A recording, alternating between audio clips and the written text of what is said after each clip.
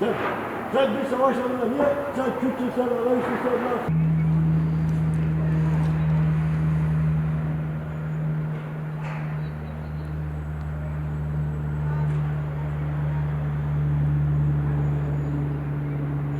İsmi nedir buranın? Balkar bölgesi, evet. Balkar bölgesi bura Adıyaman'la Gölbaşı'na bağlı. Bura bağlı. Peki ne kadar nüfusu var bu beldenin? Bilmiyorum nüfusunu kızım. Şimdi bilsem yalan söylerim. Nüfusunu bilmiyorum. Yalnız işte ev hasarları çok. Çocuklarımız hep zaten böyle ortada kaldı. Hep yarıklara girdi, ayaklarımız zorla tuvalanarak kurban olayım kendine. Çıktık gene, şükür olsun. Onun içinden çıktık. Depremin içinden çıktık. Adıyaman'da benim kardeşimin çocukları hep gitti. Kayıplarınız var mı teyze Adıyaman'da? Var Adıyaman'da çok.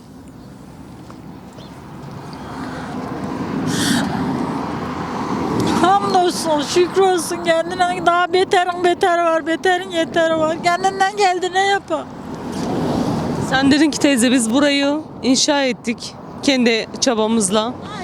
4-5 gün burada yaşadık. Çocukları burada yatırdık dedin. Çocuklarım orada yattı, ben daha burada yattım. Nasıl peki o kadar soğuk ısınma koşulları falan imkansız burada. Soba yaptık. İçeriden soba yaptın. Bakalım sobaya teyze.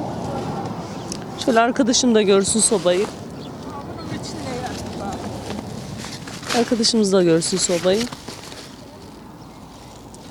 Bunun içinde yattık kalktık ve 3 gün bunun 4. gün bunu getirdiler, bunu kurduk.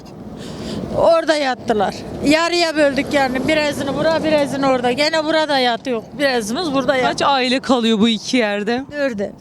4 ev. 4 ev. Kaç çocuk var? Ufak çocuklar da var. Çocuklarım daha 5'lik de var içeride yatıyor. Peki teyze bu yardımlardan nasıl faydalanabiliyor musunuz? Yardım geliyor mu size? Ulaştı Geliyor, mı? Allah'a şükür geliyor. Buradan geçenler veriyor. Hamdolsun yani Allah yoksulluğunu vermesin. Buradan geçen veriyor. Elinden ne çıkarsa getirip veriyorlar. Gönüllüler çok dolaşıyor burada. Yani her taraftan yardım geliyor bu taraflara. Herkes de ulaşmaya çalışıyor buraya. Her taraftan geliyor. Allah razı olsun. Bir taraftan değil, bu yolla her tarafa gidiyor. Burada yani bir açmış kalmıyor Allah'a şükür. Yalnız dağ evleri daha beter. Evet oraları çok duyuyoruz. Gidilmeyen köyler var. Yemeğe yani mühteşler bir ekmek bulamıyorlar. Biz buradan bize verdiler 2 tane ise birini alıyor diyor oralara kavuşturun. Tek biz burada gelen veriyor o yüzden gidin. Çocukların ihtiyaçları karşılanıyor mu teyze? Çocuk bezidir. Var verdiler. O çocuk bezini neye verdiler? Giyim eşyası verdiler. Ekmek gene verdiler. Su gene verdiler. Allah'a kurban olayım. Allah yoksulluğunuzu vermesin. Allah gücünüzü kuvvetinizi artırsın. Rabbim ne var? Dualar sizinle geçsin gelsin. Biz size dua ediyoruz. Teyzem açıkta kalmayın diye biz sizin için geldik bu taraflara. Kurban olayım Allah biz bittik yani. Ev konusunda bittik. Şöyle bir çadır elimize geçerse. Ne yapılması gerekiyor teyze bundan sonrası için? Yani sonuçta bu kadar insan dışarıda kaldı. Evlerin durumu bu noktada. Ne yapılması gerekiyor? Bizlerin düşünecek bir şey kalmadı. Yani devlete sorumluluk düşüyor burada. Elbette anca yaparsa millete birer ev. Ondan ayrı ne geliyor? Sağlık versin, huzur versin. Tek gene milletimize sağlık versin. Huzur versin. Bir pusunacak yer versin. Bunları versin.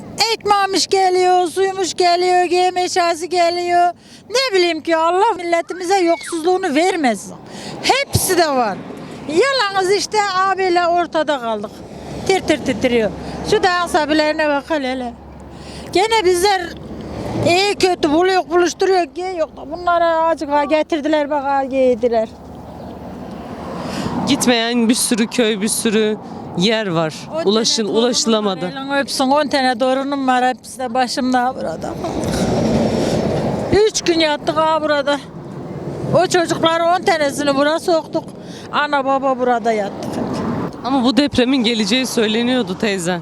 Bu depremin olacağı söyleniyordu. Vallahi ben bilmiyorum, duymuyorum. Okumuşluğum yok kızım, bir bilgim yok kızım. Anca biz dağda, köyde, evde malına nayla uğraşıyorduk. Ne bileyim ki ne? Depremin geleceğini bilsem ben o evde oturur muydum? Yani bu buradaki fay hattı bilinen bir fay hattı ve sürekli de söylenirdi. Tedbir alınsın, buralarda tedbir alınsın, insanlar uyarılsın diye ama zaten aniden yakaladı bizi. Aniden yakaladı. Gelseler deseler ki ne? Bu an gelse deseler millet hep çıkar.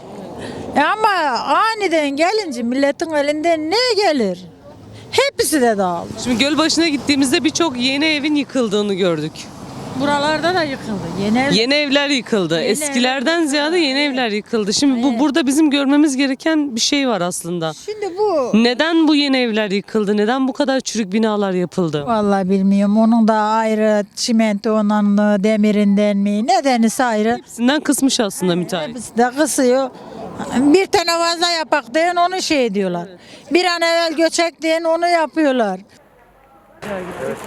Pazarcık da aynı şekilde. Burası zaten daha korkunç. Burada öğrendiğimiz kadarıyla birçok yer aslında yeni binalardan oluşuyor. Çok yeni binalar, hep yeni binalar, hep. Peki nedir yani buradaki durum? Neyi gösteriyor? Biraz sizden alalım onu. Şimdi buranın zaten oldu bitti, buranın yeri bataklık yani. Oldu bitti, Gölbaşı'nın yeri bataklık yani. Anlamadım yani bu 8-10 kat niye gitti, biz de anlamadık yani. En fazla 4 kat. 4 kat yeterliydi yani bu 10 kat. 10 kat buraya götürmez yani bu memleket 10 kat götürmez. 10 katlı binalardan çökenler var mı? Çok, haddinden fazla. Çok az Çok. ama. Yani Allah razı olsun bak, Allah bin kere hepsinden razı olsun. Yabancı ülkelerden bile afet gelmiş bize. Allah bin kere razı olsun. Yapacak bir şey yok. Diyecek bir şeyimiz yok. Diyecek bir sözümüz yok. Az önce bir cümle kurdunuz. Gölbaşı 20 yılda kendine gelmez dediniz. Gelemez, vallahi gelemez. Yani ben zannetmiyorum yani şu anda. Hani ben kendim ağlamamak için kendimi zor tutuyorum yani şu Gölbaşı'nın haline bak. Gölbaşı tamamlayacak. Bak. Şurayı çekin, şurayı çek. Şu karşı çek, karşıda bak. 7-8 aile vardı, 10 aile vardı karşıda. Çalışmalar sanki Yok, yavaş yok. ilerliyor Çalışma yani. yok, çalışma yok, çalışma yok. Yok çalışma yok. Kesinlikle çalışma yok.